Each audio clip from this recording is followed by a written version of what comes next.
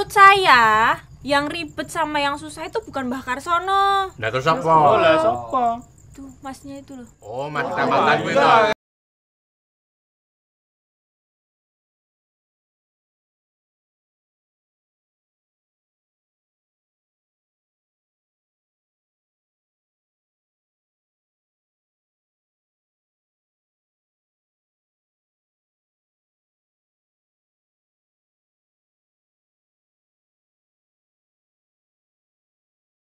Bahkan pernah menegur istrinya sendiri, yaitu Sayyidah Aisyah.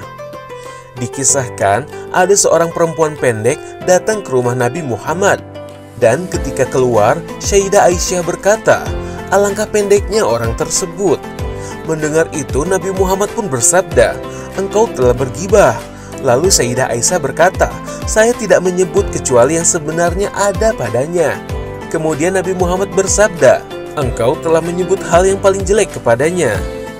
Prophet sallallahu alaihi wasallam, he informs us that one of the reasons why someone is punished in their grave is because they were people who used to spread rumors around the town. Setelah mendengar riwayat tersebut, tentunya gibah menjadi hal menarik untuk dibahas. Apakah bergibah dengan pasangan atau dengan ibu kita sendiri tergolong dosa? Mengingat Nabi saja menegur istrinya yang bergibah. Sebelum dibahas, ada baiknya kita mendengar pendapat Imam An-Nawawi yang memberikan pengecualian terhadap gibah. Apa sajakah itu? Yang pertama, gibah yang dibolehkan adalah gibah dalam sidang perkara di pengadilan. Seseorang boleh menceritakan keburukan orang yang berbuat jahat untuk mendapatkan keadilan. Yang kedua, dalam melaporkan pelanggaran hukum kepada aparat kepolisian atau lembaga lain yang terkait dengan niat mengubah kemungkaran tersebut, seperti melaporkan korupsi dan sebagainya. Ketiga, dalam meminta fatwa kepada seorang mufti. Seseorang boleh menceritakan masalahnya untuk memberikan gambaran yang jelas bagi ulama yang akan mengeluarkan fatwa. Keempat, dalam mengingatkan publik agar terhindar dari kejahatan pihak lain, secara pribadi maupun institusi. Contohnya, himbauan travel umroh yang bermasalah yang tidak memberangkatkan jamaahnya. Mas Nasir ini tidak punya agen perjalanan umroh, benar? Iya. Mas Nasir juga tidak memiliki kerjasama dengan agen perjalanan umroh, betul? Lalu kenapa mengatakan ke orang-orang, ke korban-korbannya kalau ini bisa berangkat umroh? Yang kelima, dalam kondisi di mana kita melaporkan orang-orang yang melakukan kejahatan secara terang-terangan, seperti meminum minuman keras di komplek perumahan serta pemalakan di suatu tempat. Tetapi, kita tetap haram menyebutkan aib orang lain yang tidak ada kaitan dengan kegiatan yang kita laporkan.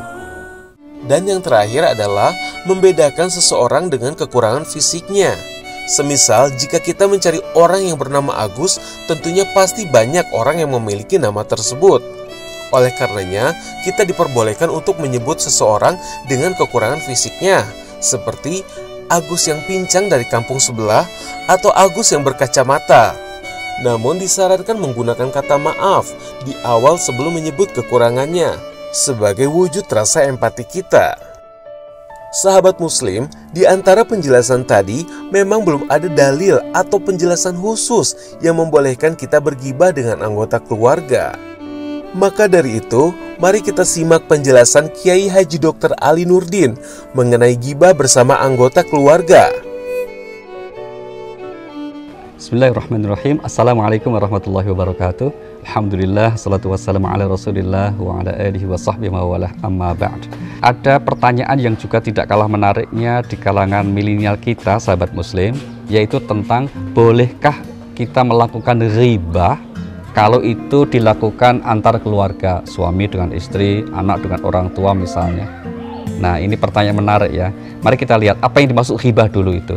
Ghibah kalau merujuk kepada segi bahasa itu kan kita berbicara, orang kita bicarakan nggak bersama kita. Nah, kalau rujukan ayatnya kita lihat misalnya di surah 49 Al-Hujurat ayat yang ke-12 itu larangan ghibah. Bahkan dosanya cukup besar ya. Ayuhibbu ahadukum ayyakula lahma akhi maitan fakaritumu. Sukakah kamu kuberikan tahu bahwa Kalau kamu berghibah itu dosanya sama dengan memakan bangkai saudara sendiri. Tapi ingat, tidak semua membicarakan aib orang itu dilarang. Ada ghibah yang dibolehkan bahkan wajib. Kaget toh? Nggak, jangan kaget. Ada ghibah yang dibolehkan bahkan wajib. Buktinya apa? Al-Quran itu menghibah juga, membicarakan aibnya Fir'aun, membicarakan aibnya Korun. Itu kan aib-aib semua, itu disebut namanya itu. Berarti Pak boleh. Syaratnya apa? Pertama, kalau perbuatan dosa itu sudah jelas-jelas, bukan katanya. Dan kita membicarakan dosa orang itu untuk ambil pelajaran, maka boleh. Seorang tua menasihati anaknya, misalnya ya, kita tahu kemudian anak ini kemudian bergaul dengan seseorang yang ternyata sudah dikenal sebagai orang yang perilakunya buruk, akhlaknya buruk. Maka orang tua kemudian mengatakan, kamu jangan bergaul dengan si A. Itu bukan menghibah, menyebut si A itu, si fulan itu. Ya apa-apa, bagian dari untuk menasehati. Atau dalam bahasa lain agama, amar ma'ruf nahi mungkar. Ya kan? Saya kasih contoh lagi, menghibah tapi hukumnya wajib. Contoh misalnya, kalau kita ada seorang yang menjadi saksi di pengadilan, hakim bertanya, saudara saksi, apakah Anda tahu perbuatan terdakwa ini?